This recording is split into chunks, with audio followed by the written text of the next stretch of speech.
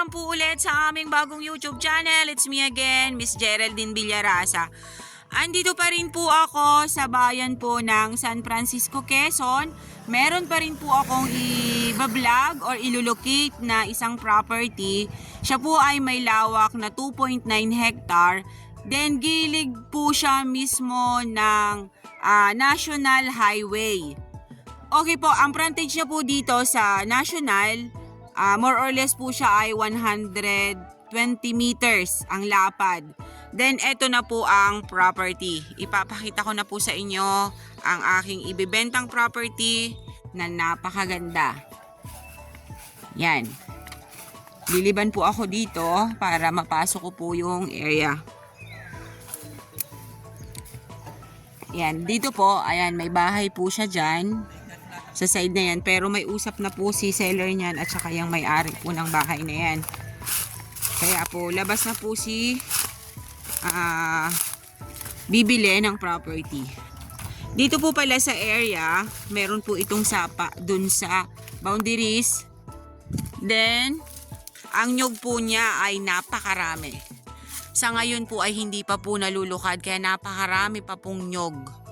Napakamahal po ng kopras dito sa amin sa Quezon ngayon. Dito po sabi po nila 60 pesos per kilo. Sa amin po sa Lopez ay 52. Yan. Ang nyug po dito ay more or less po ito ay 500 ka puno. Pero hindi lang po ito 500 sa tingin ko po. Kasi talagang napakarami po niya. Productive na productive po yung property. Then, hahanap po ako ng mga fruit bearings dito sa area at mga tawag nito hardwood. Pero po ang nakikita ko po talaga ay more on po ay nyog. Teka po, lalapitan ko po itong isang puno na to kung ano po siya. Ayan. Ang property naman po ay flat dito sa bungad. Then, medyo may islant ng konti. Yun po ang kalagayan ng property. Ayan po. Wala pa rin po akong nakikitang fruit bearings dito sa loob. Halos lahat pa rin po ay nyog. Malinis po yung area. Talaga pong pinapatabasan po ito ni seller lagi. Gusto niya po ay malinis lagi yung kanyang property. Ayan po siya. Ayan po, acacia po yan.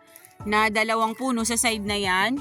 Then, ito pa rin po dito sa side na to. Acacia pa rin po siya. Ayan po. Buti na lang po ay mayroon po akong kasama na alam lahat ang pangalan ng kahoy. Pero kung ako lang po ang papasok sa property, hindi ko po mababanggit ang pangalan ng kahoy na yan.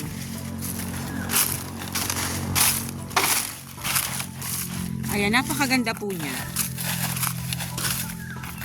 Yung mga bunga po niya ng nyog ay malalaki po yung buo niya. Hindi po siya tulad nung ibang property na nyugan na naapektuhan po nung nakaraang tag-init. Kasi dun po sa amin sa Lopez, marami pong naapektuhan na mga bunga ng nyog. Naging maliliit po sila. Pero once naman po na magtag-ulan na ulit, babalik naman po ulit yun sa dati. Dito po ay hindi. Malalaki po talaga yung buo ng nyog. Hindi po siya nagbago kahit siya ay nagtag-init. Sa bagay po dito po kasi sa property may source of water. Kumbaga po ay yung tubig po na galing dun sa sapa, nasisip-sip nila. Kaya hindi po sila nagkulang sa tubig. Then kanina yung may bahay doon, meron po palang tangke dito na kinukuhanan ng barangay pero hindi po dito sa area. Kaya po nakita ko po yung bahay doon, meron po silang hose ng tubig na papasok dun sa bahay. Ayan. Ayan pa po siya. Ito pa, kasama pa yan.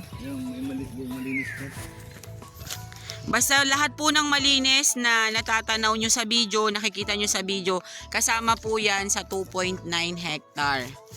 Ayan po, yung side pong yan, kasama pa rin po yan. 600 ito. Puno nyo. Oo, binanggit ko lang po ay, binanggit ko lang po ay 500 more or less. Kasi baka ako'y pagtanimin ng makakabili. Pag ito pinabilang, sasabihin, Geraldine, hindi anya ganito ang nyog, kulang. Yung pong property dito sa may bandang likod, medyo umislant lang po siya ng konti. Hindi po basag ang lupa niya. Yan po, yan pong side na yan. Ayan, mga buli po siya.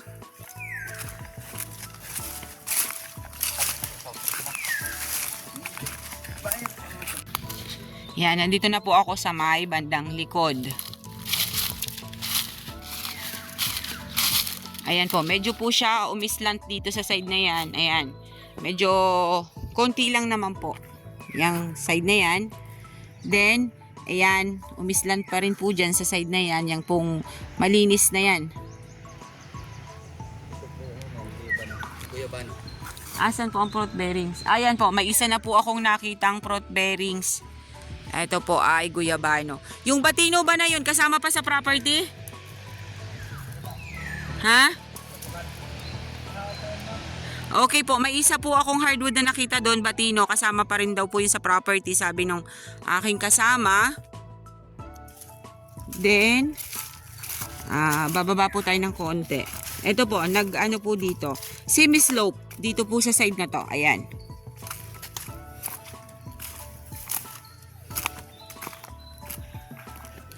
Then, dun po sa baba, pumantay na naman po siya.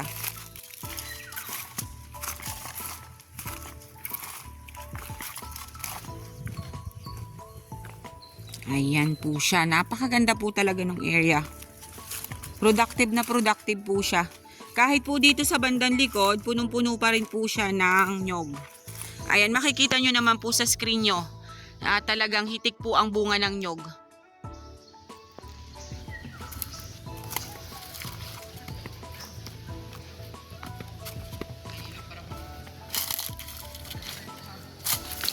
Opo, pupuntahan po natin yung sapa. Ayan, ito pong side na to, ayan, kabubulihan po siya. Pero, may mga nyog pa rin po siya. Nasa ilalim po ng nyog ang buli.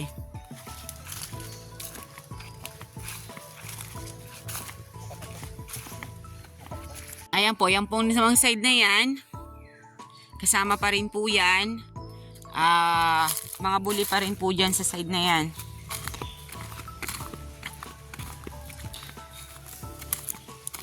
Then, ayan po. Kasama pa rin po ito sa property. Then, dito po sa likod, medyo po hindi nahawanan. Hindi po hawan dito sa likod na to. Pero okay lang naman po kasi dun po sa bungad, ay talaga naman pong malinis. Kitang-kita nyo po yung mga puno ng nyog.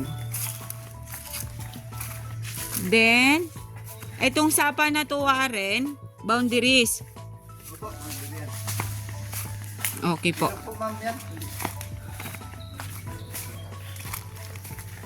Ayan po, ilog po pala siya. Ito po yung boundaries ng kabilang property. Ayan po siya. Yan, may tubig. Yan. Umaagos po ang tubig niya. Ito po yung boundaries ng kabilang area. Then, iikutan pa po natin. Ito ay kasama pa rin. Malayo-layo pa po kasi kulang-kulang nga po itong 3 hectare. Kumbaga po ay kulang na lang po siya ng 1,000 square meter para sa 3 hectare. Eto, dito po sa side na to, pantayin po dito. Flatland po itong area na to.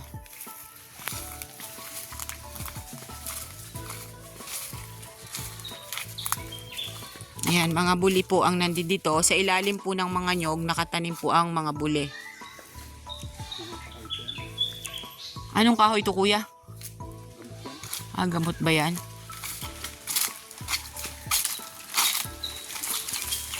Ayan po, dito po ay may mga kambing na nakapugal.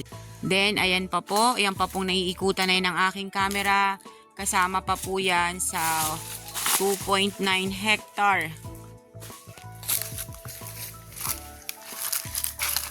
Flat na flat po dito sa loob. Dito po sa may bandang padulo. Almost flat po talaga siya.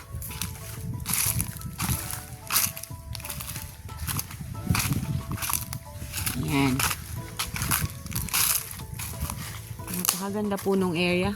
Ang ganda ng ano dito, ang ganda ng shape ng lupa dito sa likod, no kuya? Oo. Ayan, dito po sa likod may mga Carabao grass. Ayan. Ayan po siya, oh. Tapos flat na flat pa po.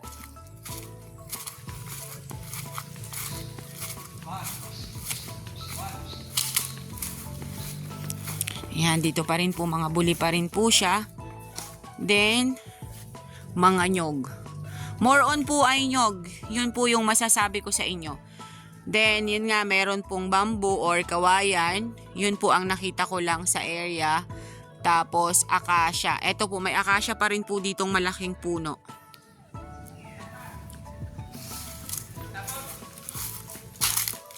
Medyo po tayo ay babalik na dun sa pinagmula natin sa National Highway. At tayo po ay nasa dulo na ng property. Ayan pa po. Meron pa po dito sa side na to, langka. Guyabano at langka po ang nakita kong fruit bearings. Ayan, dyan po sa side na yan. Kasama pa rin po siya sa property. Dito po sa likod ay medyo linisin.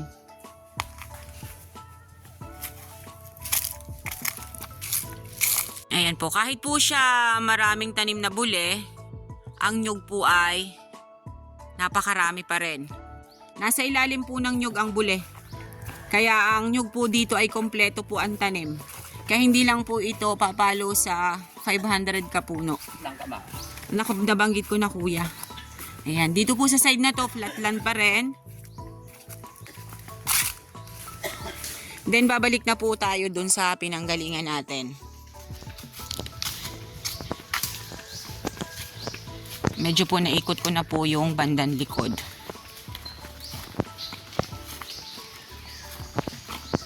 Hi Carabao. Huwag mo akong susuagin.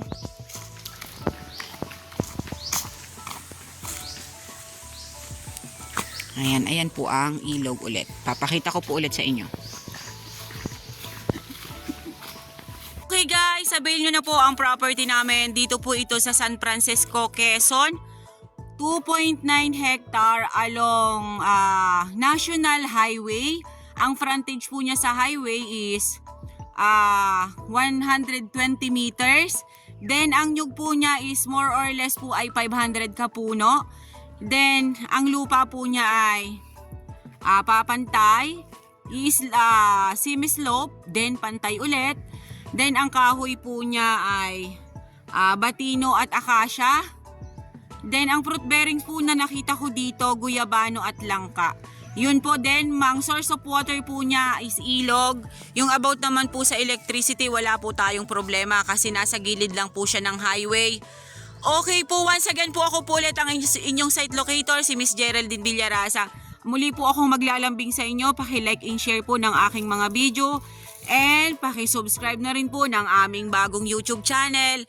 At dun po sa details, paki-contact na lang po yung ilalagay kong number sa details namin. Nandun po ang aming WhatsApp at Viber. Yun na lang po ang inyong tawagan para po sa mga detalye dito po sa property namin. Okay po, thank you po for watching!